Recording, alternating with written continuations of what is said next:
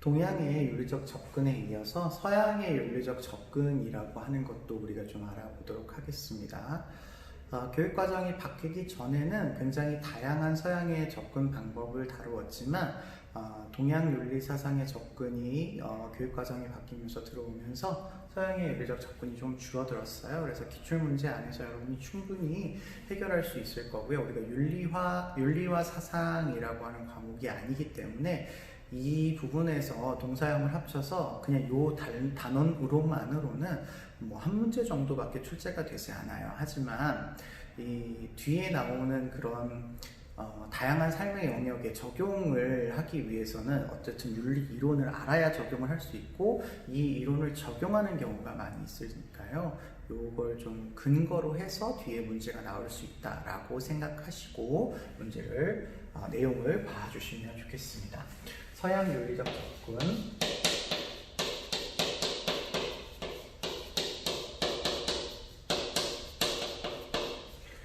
먼저는 의무론이 나오고 있습니다. 의무론이라고 하는 게 좀 말이 어렵습니다. 의무론이라고 하는 게 조금 뭔가 선생님이 생각하기에 의무론은요, 윤리적인 행동을 해야 하는 것이 인간의 마땅한 의무라서 해야 되는 이론이다라는 거예요. 그래서 의무론은 윤리는 의무니까 하는 거야 라고 보는 관점이다 생각하시면 되겠고요. 이 의무론의 대표적인 사상가는 독일의 칸트라고 하는 사상가예요. 이분은 우리 생활과의 윤리 첫 번째 단원부터 시작해서 끝날 때까지 계속 등장하고 있는 사람이기 때문에 조금 여러분들이 보시면서 계속 반복해서 보시겠지만 조금 더 관심 있게 언제든지 충분히 시험에 나올 수 있다 이렇게 생각하시면 좋겠습니다. 일단 아까 설명한 내용에 포함되는 거지만 칸트 선생님의 경우에는 윤리적인 행동이라고 하는 게 뭐냐에 대해서 좀 알고 있으셔야 돼요. 그래서 도덕적인 행위와 도덕적이지 않은 행위를 구분하셔야 됩니다. 칸트는 그냥 의무에서 하는 행위는 다 도덕적 행위지 이렇게 보지 않습니다. 칸트에게서의 도덕적인 행위는 인간이라면 누구나 양심을 가지고 있는데 그 양심은 태어날 때부터 가지고 있어요. 선천적이라는 말을 씁니다. 뭐 경험하기 이전이라고 하는 표현을 써서 선험적이라고 하기도 해요. 양심이라고 하는 아이가 도덕을 알 수 있게 해준답니다. 뭐가 옳고 뭐가 그른지를 알 수 있게 해줘요. 그래서 다른 표현으로는 선의지, 실천이성 이렇게 표현할 수도 있어요. 우리가 윤사가 아니기 때문에 이걸 구체적으로 구분하실 필요는 없을 것 같아서 이렇게 간략하게 설명하고요. 이걸 바탕으로 해서 양심에 따라서 했냐 안 했냐에 따라서 도덕적인 행위냐 아니냐가 결정이 될 수 있을 것 같습니다. 그래서 양심에 따라서 이건 하는 게 맞는 거야 라고 하는 도덕 법칙을 자율적으로 만들고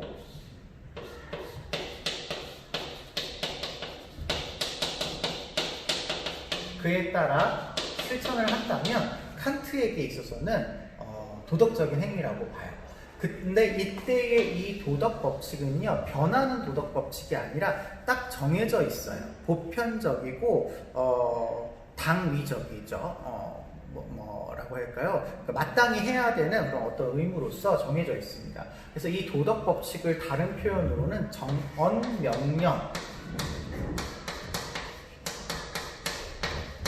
따른 거다 이렇게 얘기를 해요. 칸트에게 있어서 양심, 선의지, 실천, 이성이라고 하는 어떤 요소들은요, 인간에게 도덕적인 행위를 해라 라고 명령을 내리신답니다. 명령을 내리시는 형태로 되어져 있기 때문에 반드시 지켜야 하는 의무다라고 보신 거예요. 그 양심의 명령이 아닌 거는 하면 안 돼라고 보았기 때문에 의무다라고 보고 있습니다. 그래서 어떤 선지나 표현에 보면 이 의무라고 하는 말 대신에 당위라고 표현을 하기도 하는데요. 같은 표현으로 여러분이 생각하시면 좋을 것 같아요. 그러면 도덕적이지 않은 행위는 뭐냐라는 건데요.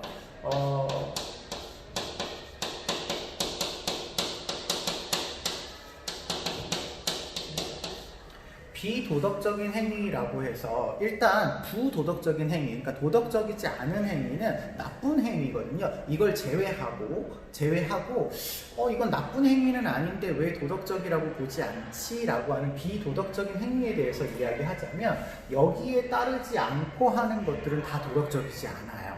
그래서 어떤 인간이 감정에 따라서 행동을 했다든지 이걸 하고 싶다라고 하는 욕구와 욕망에 따라서 했다라든지 이런 것들은 도덕적인 행위라고 보지 않습니다. 우리가 보통 이러한 것들을 어려운 표현으로는 경향성이라는 표현을 써요. 경향성, 일종의 욕구라고 생각하시면 될 것 같아요. 본능, 욕구 뭐 이런 것들이라고 보시면 될 것 같고요. 그 다음에 결과를 고려한 행위.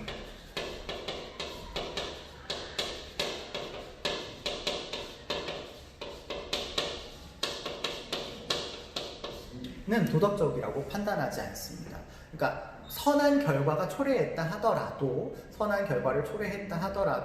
그거를 위해서 한 행동이라고 하면 도덕적이지 않고요. 그 선한 결과를 위해서 내 양심의 명령을 따른 도덕 법칙에 의한 행동이라야만 도덕적인 행위라고 봅니다. 조금 말이 어렵지만 여러분들 한 번씩 다시 보시면서 파악해 주시면 좋겠습니다. 그렇기 때문에 칸트에게 있어서 또 중요한 게 하나가 바로 그러면 칸트가 이야기하는 이 도덕 법칙이라고 하는 게 뭐냐? 네요. 아까 말씀드렸듯이 이 칸트의 도덕 법칙은 반드시 해야만 하는 형태이고요. 가변적이지 않습니다. 항상 늘 그렇게 해야만 하는 어떤 당위적인 성격을 지니고 있어요. 그래서 이 당위적인 성격을 지니고 있는 칸트의 도덕 법칙을 정언명령이다 이렇게 불렀고요. 칸트에게 있어서 이 도덕 법칙이 도덕 명령이 도덕적인지 안 도덕적인지를 확인할 수 있는 어떤 틀이라고 생각하시면 좋을 것 같아요. 몇 가지가 있는데 우리가 알아두어야 될 건 두 가지 정도로 보시고 생각해 주시면 좋겠습니다. 첫 번째는 보편화 정식인데요.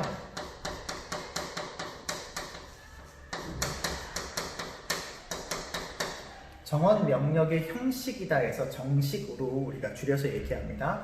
보편화가 가능해야 한다라는 게 핵심이고요. 이 말이 뭐냐면 칸트 선생님의 표현으로 이야기하면 누구나 너의 양심이 이렇게 해라고 하는 명령을 내린대요.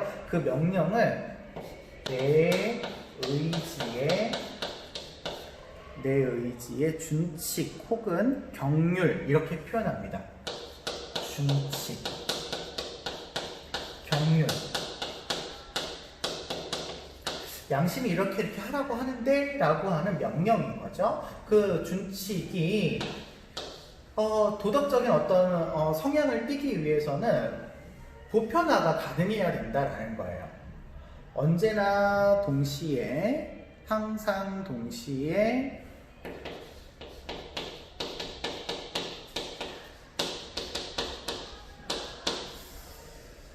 보편적 입법의 원리가 되도록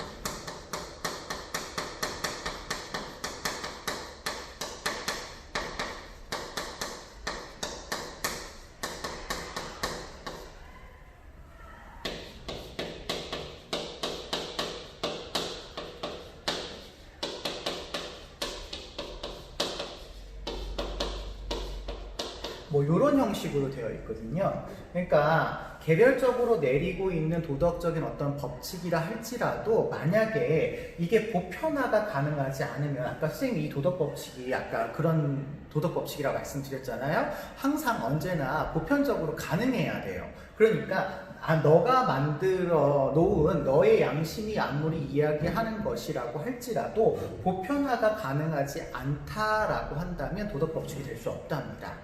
그래서 작년 수특 문제도 그렇고 올해 수특 문제인가에도 그렇고 의무와 의무 의식을 구분하는 것이 이제 문제가 나왔죠.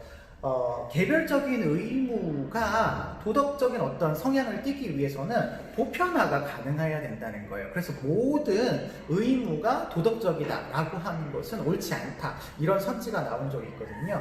개별적인 도덕 준칙이 모두 도덕적이다. 이렇게 얘기할 수는 없는 거예요.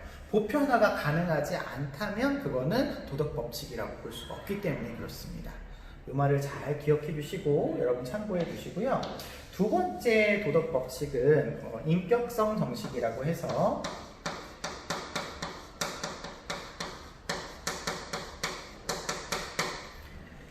한마디로 이야기하면 인격을 존중하는 내용이어야지만 도덕 법칙으로서의 가치가 있다 이렇게 보고 있습니다. 실제 칸트 선생님이 하신 얘기는 너에게 있어서나 다른 사람의 인격에서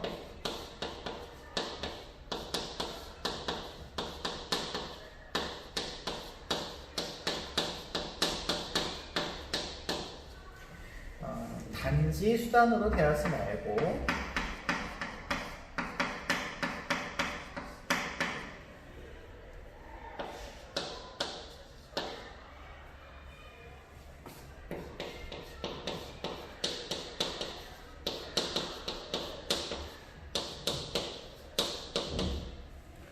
언제나 동시에 목적으로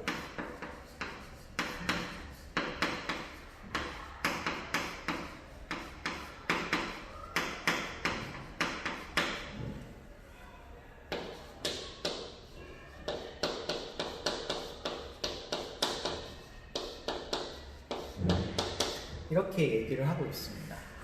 인간을 인격을 존중하지 않는 수단으로 대하는 것을 칸트는 매우 싫어했어요. 그래서 수단으로 대하는 것은 그 인격을 존중하지 않는 거야. 그러니까 수단으로 대하지 말고 반드시 그 사람을 존중하는 차원에서 최종적인 목적으로 대우해라 이렇게 얘기를 하는데요. 지금 앞에 요런 표현과 요런 표현 때문에 여러분이 문제에서 좀 자주 틀리는 부분이 있어요.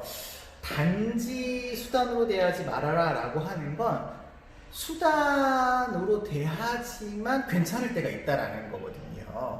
그래서 여러분 잘 기억해 주셔야 될 게 뭐냐면 수단으로만 대하는 행위는 옳지 않은 행위지만 수단으로 대해도 동시에 목적으로 대했다면 도덕 법칙이 될 수가 있어요. 우리 인간이 활동하는 부분이 매우 복잡하고 다양하기 때문에 인간을 수단으로 대하는 경우도 있을 수밖에 없다는 걸 칸트 선생님은 인정을 하고 있는 거죠. 그렇지만 수단으로 대한다 하더라도 동시에 목적으로 대해야지 그래야 그 사람을 존중하는 것이고 그래야지만 그 사람을 수단으로 대하지 않는 것이다 이렇게 보고 있어서 이 두 개가 함께 간다면 도덕적인 어떤 행위로서 인정할 수 있다라는 것이 칸트의 입장입니다. 그래서 이런 것들을 바탕으로 해서 우리가 뒤에 나오는 각각의 생활 영역에 따라서 우리가 적용을 하고 있음을 기억해 두시고 칸트 선생님은 조금 더 신경을 써주셔야 될 것 같습니다. 두 번째로 우리가 보셔야 될 의무론 사상은요 자연법 사상입니다. 자연법 사상에서의 자연법이라고 하는 거는요, 자연의 법칙, 자연으로서 주어진 어떤 질서,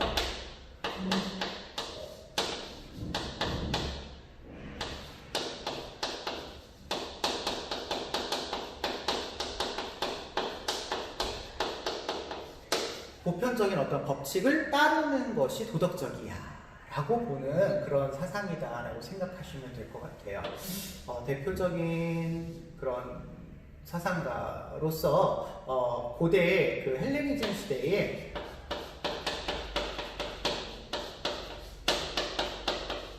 스토아학파라고 하는 사상이 존재를 하고 있습니다. 또한은요, 모든 만물 안에는요, 누가 알려주지 않아도 태어날 때부터 은행나무가 자라서, 은행나무 씨앗이 심겨지면 이 아이가 자라서 은행나무가 되고 은행 열매를 맺거나 은행나무 잎사귀가 될 수 있는 가능성을 다 가지고 태어났대요. 자연적인 어떤 법칙을 다 가지고 태어났다라고 볼 수 있겠죠. 그래서 모든 자연과 인간의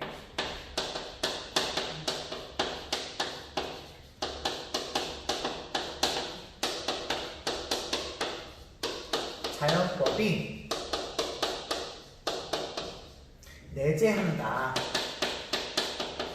이미 들어있다라는 거예요. 그래서 누가 길러주지 않아도 물고기가 알아서 잘 크고, 사과 씨가 심으면 사과나무, 사과 열매를 자기가 스스로 맺을 수 있도록 되어져 있다라는 거죠.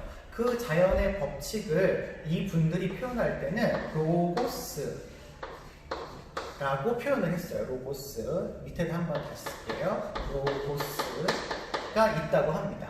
이 로고스가 인간뿐만 아니라 자연에게도 모두 내재가 되어 있어요. 때문에 인간은 그 자연에 내재되어 있는 로고스를 통해서 그에 따른 삶을 살 때 도덕적이다. 이렇게 보고 있거든요. 근데 그 로고스를 어떻게 알 수 있냐면, 인간은 이성을 통해서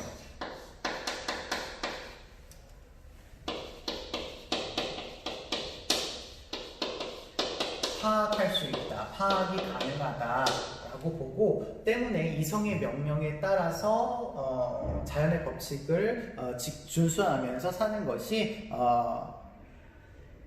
인간에게 대해서는 도덕적이다라고 보고 있습니다. 하나만 더 이야기하자면, 모든 인간은 동일하게 이런 이성을 지니고 있기 때문에 만민평등 사상을 주장을 해요.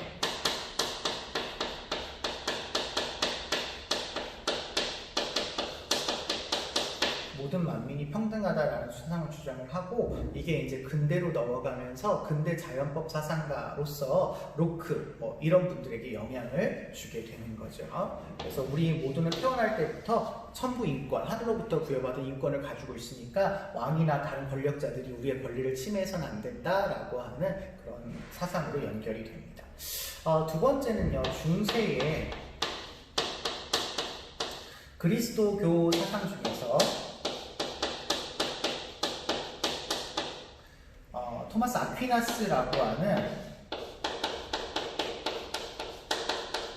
사상가도 자연법 사상을 주장을 합니다. 중세 그리스도교니까요, 사실은 중세 그리스도교에서는요, 도덕적인 옳고 그름의 판단 기준이 신의 명령에 따라서 이루어진다라고 생각을 하시면 되는데요. 신의 명령에 따라서 이루어지는 도덕적인 판단을 우리가 신의 음성을 듣고 알 수가 없잖아요. 요즘 하나님이 내 귀에다 대고 음성을 얘기하시고 그게 보편적으로 적용되고 이럴 수가 없기 때문에 신의 명령에 따라야 되는데, 신의 명령에 따라서 사는 것이 바람직한 삶인데, 이 신의 명령이 어디서 드러난다라고 보냐면 신의 피조물인 자연으로 드러난다라고 보았어요. 그래서 이 자연의 법칙이 곧 신의 명령에 따라서 움직이는 법칙이 아닐까라고 생각을 하셨어요. 그래서 이 자연법이라고 하는 것을 따르는 것이 곧 신의 명령에서 비롯된 거니까 바람직하지 않을까라고 보신 것이 아퀴나스 선생님입니다. 특히 이 신의 명령을 이제 영원법이라고 이야기하고요. 이 영원법이 이제 우리 인간의 어떤 알 수 있는 감각적으로 드러나는 것이 자연법이라고 보는 겁니다. 그래서 이 자연법에 따를 때 우리가 도덕적인 삶을 살아갈 수 있다라고 보는데요. 이 두 가지는 불변하는 어떤 진리입니다.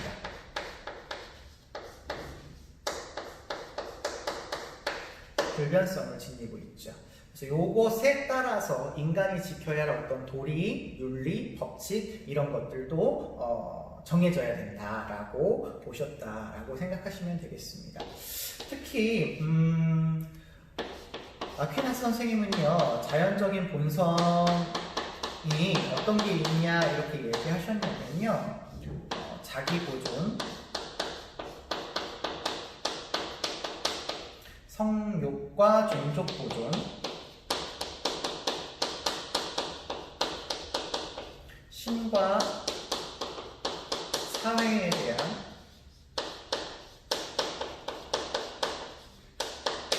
진리를 추구하는 것이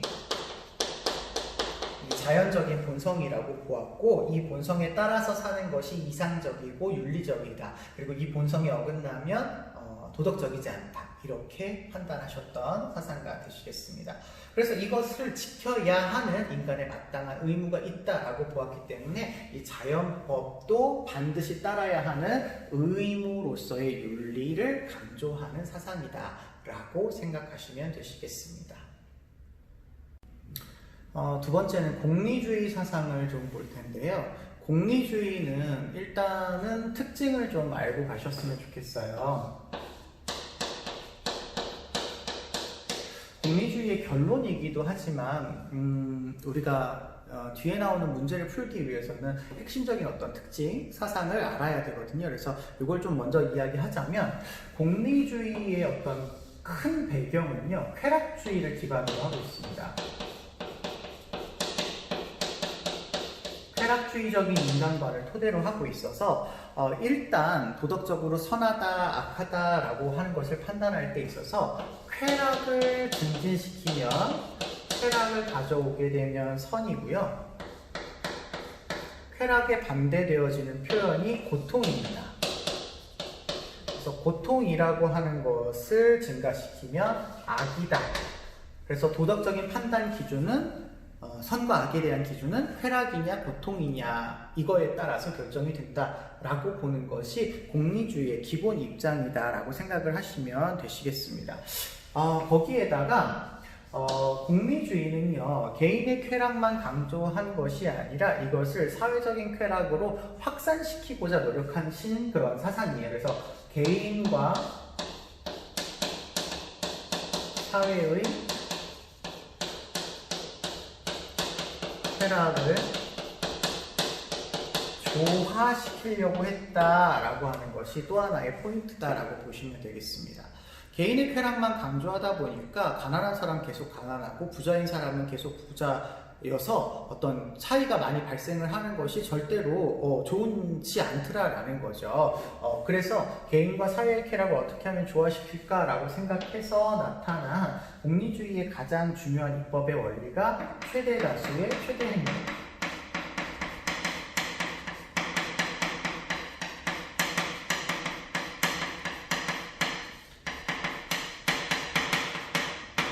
그래서 사회적으로 이렇게 많은 사람들에게 행복이 돌아가고 쾌락이 돌아가는 것이 선한 것이고, 계산을 해봤을 때 사회적으로 많은 사람들에게 행복이 돌아가지 않고 고통을 유발시켰다 그러면 악이 될 수 있는 도덕적인 판단 기준을 가지고 있습니다.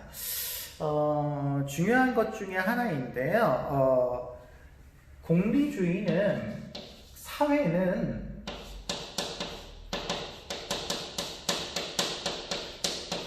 단순한 개인들이 모여져 있는 것이다 라고 봅니다. 개체주의적 사회관을 가지고 있어요. 그렇기 때문에 개개인의 쾌락을 그냥 합산을 하면 사회 전체의 쾌락이 나온다, 이렇게 보시면 될 것 같습니다. 사회는 단순한 개인의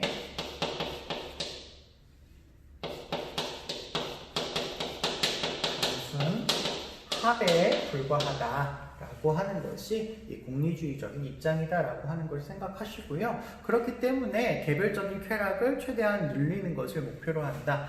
요거를 이제 결론으로 일단 두고 설명을 하도록 하겠습니다. 공리주의의 시초는요, 우리가 먼저 생겨난 공리주의라고 해서 고전적 공리주의 이렇게 표현하기도 하고요. 개별 행위를 계산해서 최대 행복을 산출하는지를 따져봤다라고 해서 행위공리주의 이렇게 부르기도 합니다.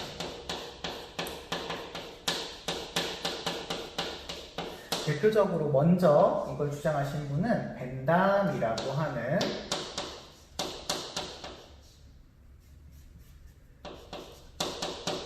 영국의 사상가의 입장을 살펴보시면 되실 것 같습니다. 벤담의 사상은요, 간단하게 정리를 하자면 일단 양적 공리주의예요. 양적 공리주의.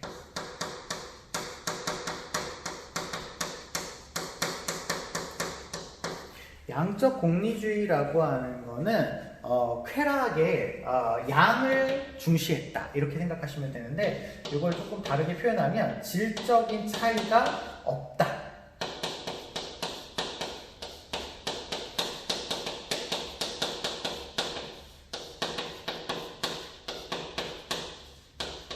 이렇게 파악하셔도 좋을 것 같아요. 이 말은 다시 표현하면 쾌락은 한 가지 종류밖에 없다. 쾌락은 한 가지 종류밖에 없기 때문에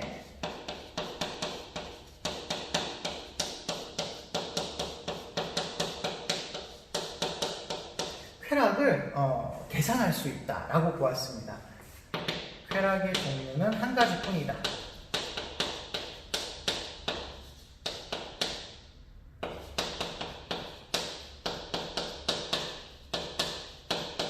한 가지 종류밖에 없으니까 강도, 지속성, 확장성 이런 것들을 기준으로 해가지고 계산이 가능하다라고 보았던 사람이라고 생각하시면 되시겠습니다. 벤담 선생님의 제자로서 두 번째 등장하시고 있으신 분은 밀이라고 하는 사상가인데요. 이 밀이라고 하는 사상가는 벤담 선생님의 양적 공리주의를 처음에는 수용했다가 나중에 바꾸죠.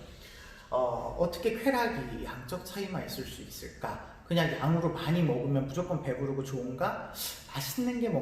맛있는 걸 먹는 게 좋은 게 아닌가? 이런 생각을 했던 사람인 것 같아요. 그래서 밀의 공리주의를 우리가 벤담과 비교해서 질적 공리주의 이렇게 부릅니다.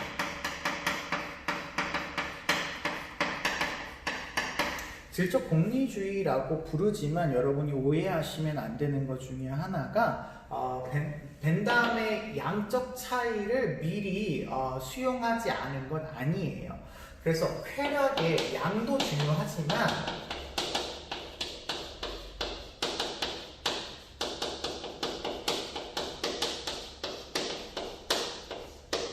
질적 차이를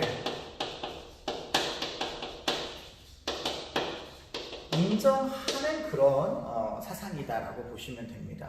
그래서 양적 차이에 대해서 중요성을 두지 않았다라고 하는 것으로 여러분이 함정에 잘 빠지거든요. 그래서 양도 중요하지만 질도 중요하다 이렇게 보셨고, 그러면 양과 질 중에서 뭐가 더 중요해요? 라고 이야기하시면 밀에게서는 뭐가 더 중요하다라고 볼 수 있겠냐면 질이 훨씬 더 중요하다라고 볼 수가 있겠죠. 그래서 같은 쾌락이라도 좀 더 질적으로 높은 쾌락이 많은 양의 질적으로 하락한 쾌락보다는 우월하다라고 보았어요. 그래서 밀 선생님은요, 육체적이고 물질적인 쾌락보다는 정신적인 쾌락이 조금 더 질적으로 높은 쾌락이다라고 주장하시면서 정신적인 쾌락을 추구할 것을 강조하셨던 그런 사상가다라고 생각하시면 되시겠습니다. 그러다 보니까 나타난 건데요. 이 공리주의가 가지고 있는 문제점들이 이제 등장을 하게 됩니다. 선생님 여기 생략을 했는데 행위공리주의입니다. 여기 벤담과 밀의 행위공리주의의 문제점이 등장을 하게 되는데요.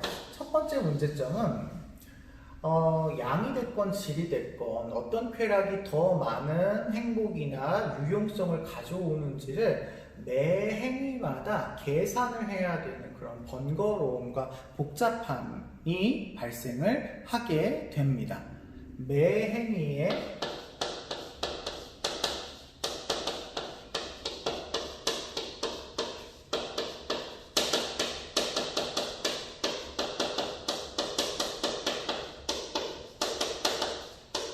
매번 이제 고려해서 행동을 해야 된다라고 하는 그런 문제점이 있죠. 또 하나는요, 우리 트롤리의 딜레마에서 나오는 것처럼 공리주의는 최대 다수의 최대 행복이라고 하는 결과가 좋으면 도덕적으로 선해요. 때문에 어떤 사람에게 피해를 주고 어떤 사람에게 손해를 끼친다 하더라도 많은 사람에게 도움이 된다면 도덕적일 수 있는 행위가 돼요. 그러다 보면 사람을 죽여도 이 행위는 도덕적이 될 수 있네? 라고 하는 오류에 빠지게 되죠. 그래서 도덕적인 상식에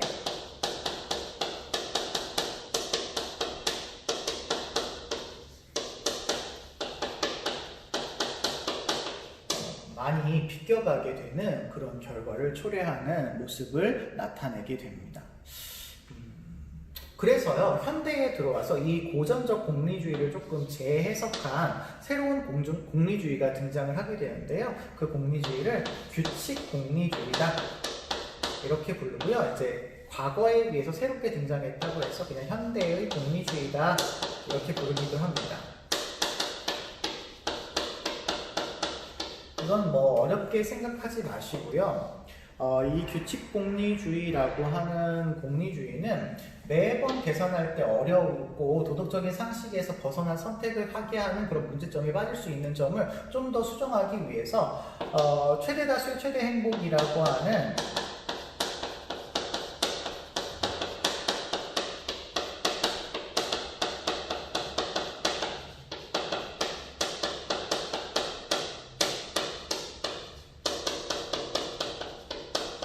산출할 수 있는 도덕 규칙을 미리 만들어 놓자라는 거예요.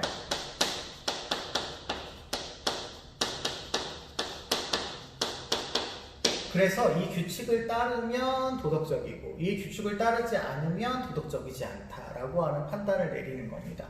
역시 이 규칙은 최대다수 최대행복이라고 하는 결과를 주장하기 때문에 결국에는 공리주의와 크게 다르지 않아요. 따라서 이 규칙 공리주의 역시 다양한 규칙이 비슷하게 나와요. 결과가 그럴 때는 이 규칙을 따를까 이 규칙을 따를까 라고 하는 고민이 또 되게 되고요. 역시 공리주의가 가지고 있는 큰 어떤 한계점에서 벗어나지 못한다라고 하는 문제를 유발하게 됩니다. 그래서 공리주의의 어떤 한 축이 근대의 사회를 이끌어왔다 이렇게 생각하시면 되겠습니다. 세 번째는 이제 덕윤리에 대해서 좀 이야기를 해보도록 할게요. 서양윤리적 접근 세 번째 덕윤리인데요. 덕윤리는 현대사회에 들어오게 되면서 근대에서 유행을 했었던 의무론과 공리주의가 너무 보편적인 원리만을 강조하는 거예요. 그러니까 너무 추상적인데 매 상황에 어떻게 선택을 해야 될지를 모르는 그런 오류에 빠지고 얘네들이 이렇게 공통적으로 원리를 주장하고 있지만 우리 사회에서는 이게 좀 안 맞는 것 같은데? 라고 하는 그런 문제점을 유발하게 됩니다. 그래서 현대에서 이 덕윤리가 고찰되게 되었고 덕윤리를 연구하다 보니 과거에 덕윤리를 주장한 사상가인 아리스토텔레스의 사상이 많이 도움이 되었다. 아리스토텔레스의 덕윤리가 중요한 해결책이 되었다라고 보아서 아리스토텔레스의 사상부터 여러분이 생각해 주셔야 될 것 같습니다.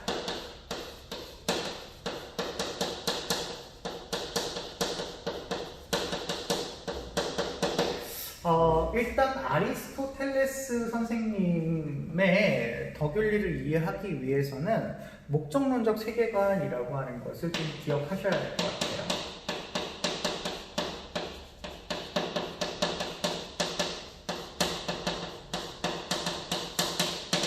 목적론적 세계관이라 하면 모든 존재가 목적을 가지고 태어난다라는 거거든요. 세계의 모든 존재가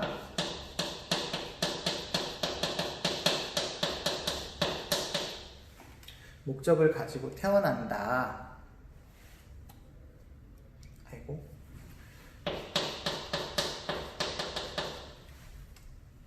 그리고 목적을 가지고 태어나면서 동시에 그 목적을 이루기 위해서 노력한다라고도 이야기할 수 있겠습니다. 목적을 지니며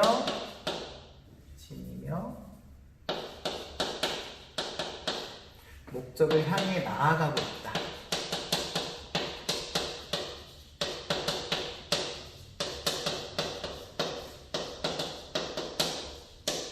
사과씨가 심기면 이 사과씨는 이미 씨앗이지만 이 아이가 심겨져서 햇빛과 영양분을 받고 물을 얻고 막 이렇게 해서 크면 결국엔 사과나무가 될 목적을 이미 가지고 태어났고, 이 사과 씨앗은 이렇게 점점 사과나무가 되고 사과 열매를 맺는 그런 과정을 향해서 나아가고 있다라는 거죠. 그래서 모든 존재는 이렇게 목적을 향해서 나아가고 있는 그런 존재들이다라고 보시는 것이 아리스토텔레스의 어떤 목적론의 세계관이라고 하는 관점이라고 볼 수 있겠습니다. 그때 인간이 그럼 가지고 있는 목적이 뭐냐?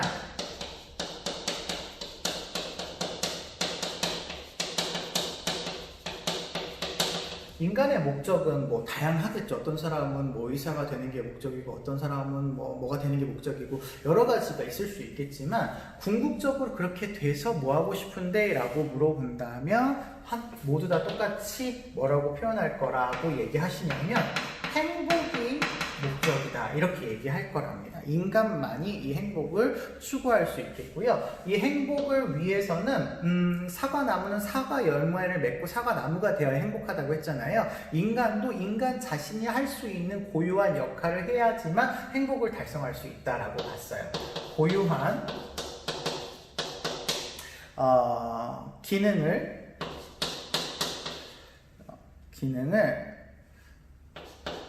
탁월하게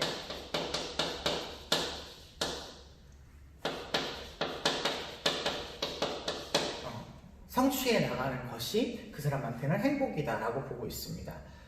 운동을 잘하는 사람은 운동을 열심히 잘 발휘하면 그 사람에게 행복을 가져오겠고, 공부를 잘하는 사람은 공부를 통해서, 음악을 잘하는 사람은 음악을 통해서 행복을 추구할 수 있기 때문에 이미 타고난 그 고유한 기능을 잘 발휘하는 것이 그 사람에게는 행복하다, 이렇게 보고 있습니다. 그리고 그 사람의 목적이다라고 보고 있는 거죠. 그 고유한 기능을 잘 발휘하는 것을 아리스토텔레스는 덕이 있는 행위다, 덕스러운 행위다, 이렇게 보았습니다. 그때 이 덕이 있는 행위를 잘 만들기 위해서 덕을 조금 더 구체적으로 아리스토텔레스 아저씨가 설명하는데요. 덕의 종류라고 타이틀을 붙여서 제가 좀 말씀을 드릴게요. 아리스토텔레스는 행복하기 위해서 자기의 고유한 기능을 잘 발휘해야 되는데, 그러려면 먼저 내 고유한 기능이 뭔지에 대해서 잘 알아야 된답니다. 잘 알아야 된대요. 그래서 지적인 덕이라고 하는 게 필요한데, 이 지적인 덕은 그러니까 내가 어떤 걸 했을 때 행복할지에 대해서 잘 아는 그런 덕이라고 볼 수 있겠고요. 아리스토텔레스는 이런 알고 있는 덕, 지적인 덕만으로는 고유한 기능을 탁월하게 발휘할 수 있다고 보지는 않아요. 그래서 두 번째로 필요한 덕이 도덕적인 덕, 다른 말로 품성적인 덕,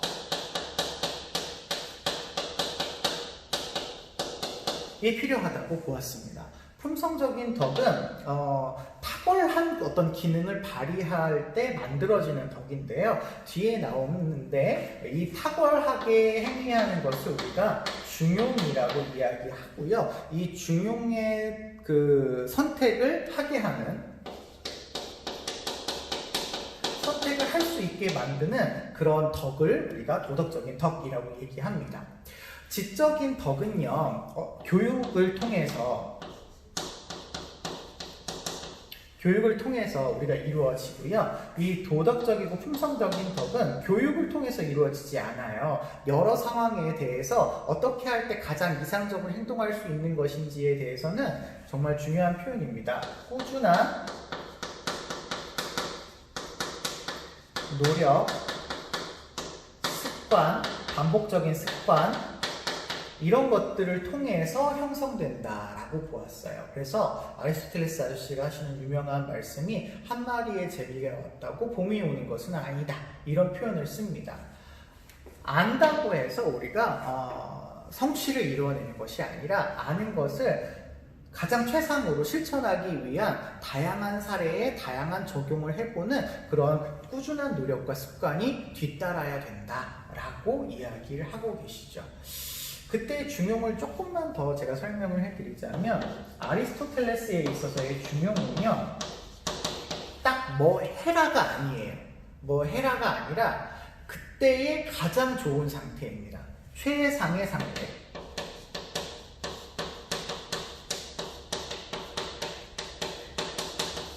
어떤 행위가 아니기 때문에 제가 상태라는 표현을 쓰고 있고요.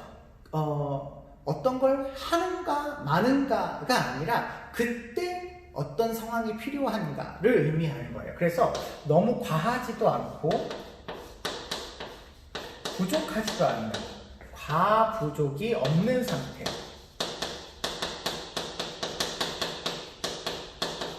로서 산술적으로 그냥 딱 중간에 행위를 해라 이런 게 아니라 그 상황에서 제일 올바른 선택을 해라. 그러기 위해서 그 다양한 상황에서 어떤 행위가 옳은지에 대한 노력과 습관이 꾸준하게 필요하다라고 아리스토텔레스는 보셨어요.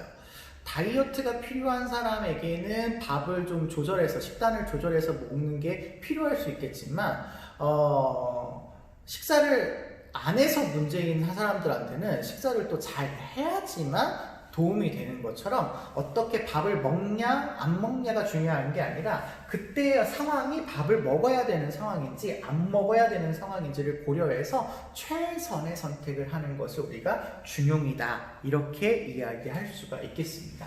이러한 것을 이제 현대의 덕윤리 사상들이 이어받아서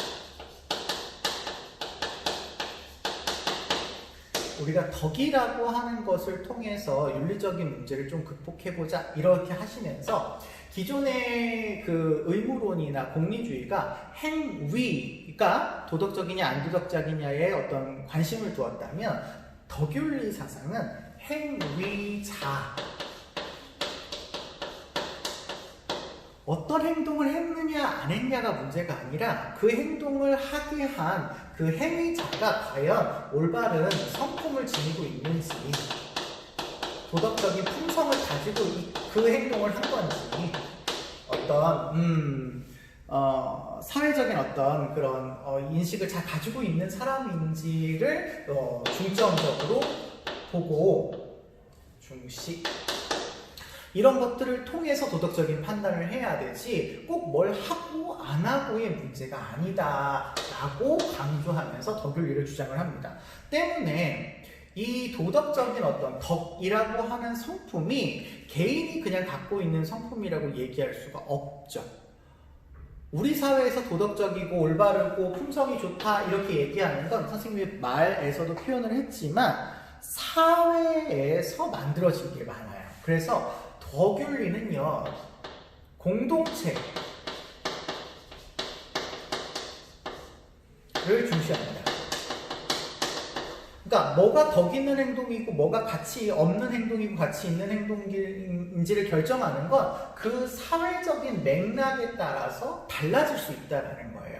아까도 계속 중요해서 강조하지만 고정적인 어떤 행동을 얘기하는 것이 아니기 때문에 상황과 맥락과 이런 모든 것들을 고려해서 선택해야 되는 것이라서 당연히 그 사회에서 강조하는 성품과 품성이 다를 수 있다는 걸 인식을 하시고 그 사회가 강조하고 있는 전통, 관습, 역사, 도덕적인 감정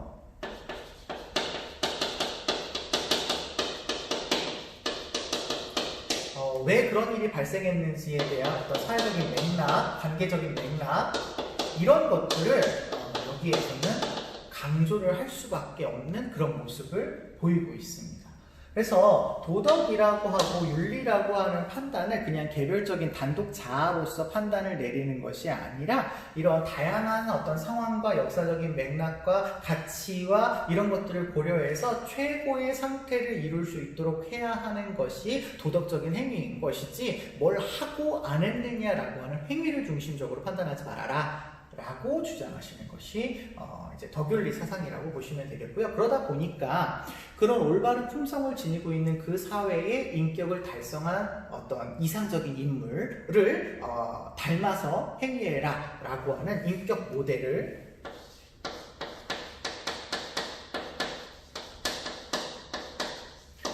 제시해서 이에 따르는 삶을 강조하는 것이 덕윤리의 특징이다 라고 보실 수 있겠습니다. 마지막으로요, 도덕과학적 접근이라고 하는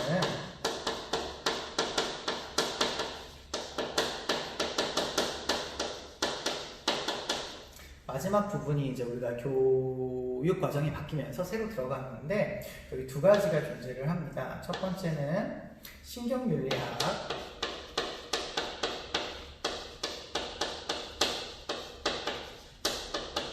두 번째가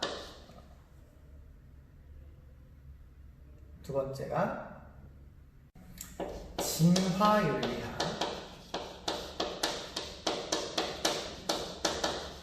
이렇게 두 가지가 새로 이번 교육과정에 바뀌어서 들어왔는데요.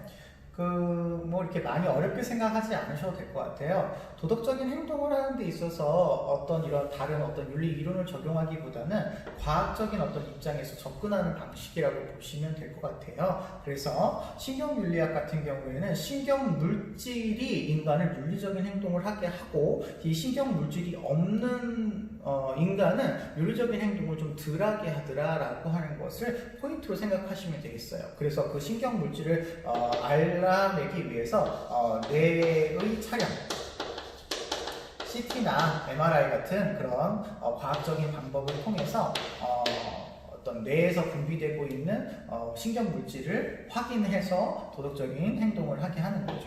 그래서 만약에 도덕적인 행동을 하지 않는 사람의 경우에는 신경 물질이 안 나올 수 있으니까 뭐 신경 물질을 주입한다든지 뭐 이런 방식으로 해서 수정해 나가는 방식이고요. 진화 윤리학은 윤리적인 행동이 진화에 도움이 되기 때문에 인간은 윤리적인 행동을 했다라고 보는 겁니다. 유전이죠, 유전.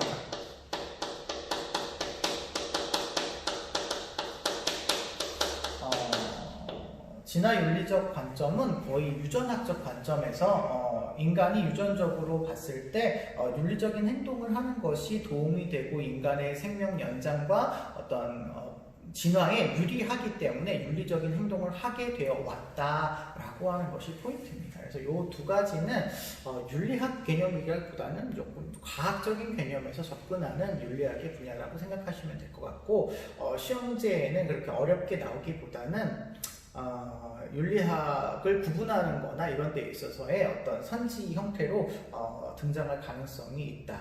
그래서 이 정도 좀 알아두시면 좋을 것 같습니다.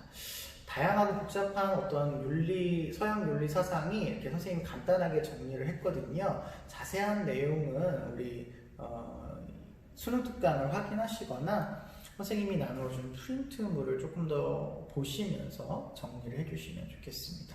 여기까지 보겠습니다.